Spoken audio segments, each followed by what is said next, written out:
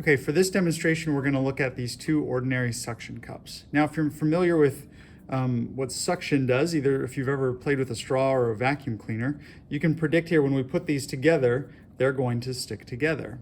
And this is because of air pressure. And they're actually kind of challenging to get apart. And that's because of the air pressure holding them together. So one misconception here is what suction actually is. Suction is not actually a force.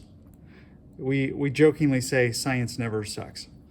So what is it that's holding these together? Well, it's air pressure.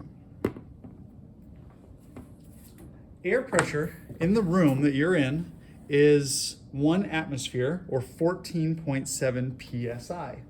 So that's 14.7 pounds for every square inch. So if we looked at this suction cup and kind of divided it up into fourths, we almost have 4 square inches. So there would be 14.7 pounds of pressure pushing in every square inch of that suction cup. Okay?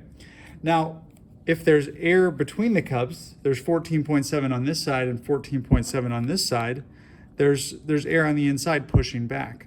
But as soon as we get rid of the air on the inside, all of a sudden there's no air on the inside pushing back. So it's just 14.7 pushing this way, and there's no air on the inside. So the other suction cup also has the 14.7 on every square inch pushing this way.